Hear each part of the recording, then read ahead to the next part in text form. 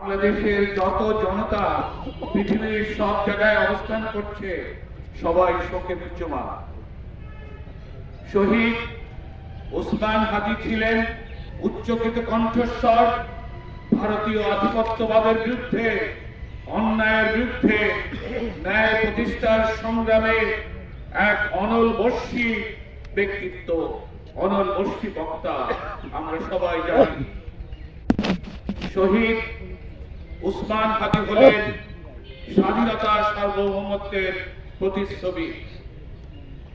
শহীদ ওসমান হাদিকে হারিয়ে আমরা বাংলাদেশ হারিয়ে ফেলেছি একটি অমূল্য সম্পদ, বাংলাদেশের আগামী দিনের রাজনৈতিক মানচিত্রের এক উদীয় নক্ষত্র। কিন্তু তাই বলে শহীদ হাদি চলে গেছেন, কিন্তু শহীদ হাদি তার স্পিরিট, তার রক্তকণিকার যে শক্তি, সেই শক্তি আমাদের মধ্যে রেখে গেছেন।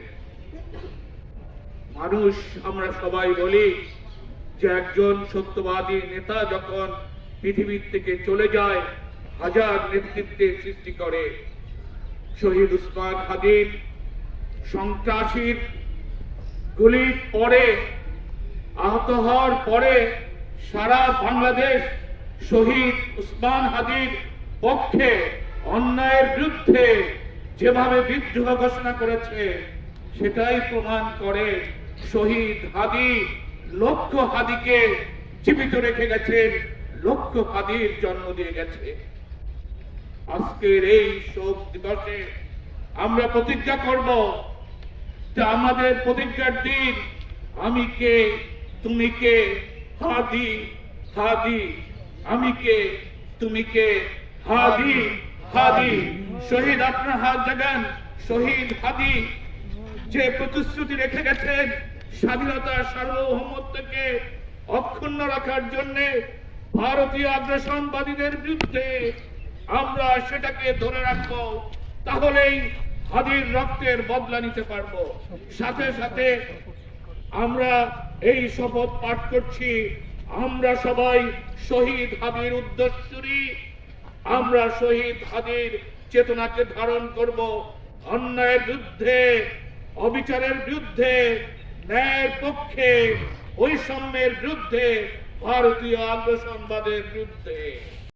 শোকে মধ্যমান আপনারা জানেন ভারতীয় আধিপত্যবাদের বিরোধী, শুধু বিরোধী নয়, বিপ্লবী সেই শহীদ ওসমান হাদি, যিনি গত শুক্রবারের আগের শুক্রবারে গুলিবিদ্ধ হয়েছেন।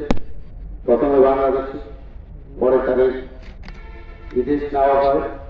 কিন্তু অত্যন্ত দুঃখের বিষয়, জাতিকে শোক সাগরে নিমজ্জিত করে ভাসিয়ে দিয়ে তিনি আল্লাহ রাস্তায় চলে গিয়েছিলেন।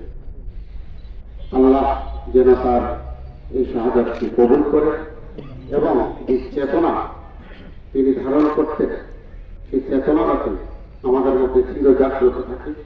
আপনারা জানেন মৃত ব্যক্তির প্রতি জীবিতদের শুধু দুইটা দায়িত্ব, এর বেশি না।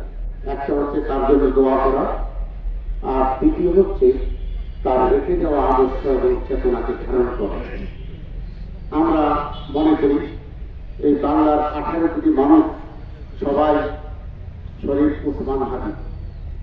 আমাদের মধ্যে বিপ্লবী চেতনা রয়েছে এবং ফ্যাসিস্ট বিরোধী মনোভাব রয়েছে এবং ভারতীয় আধিপত্যবাদকে আমরা না বলি সবাই।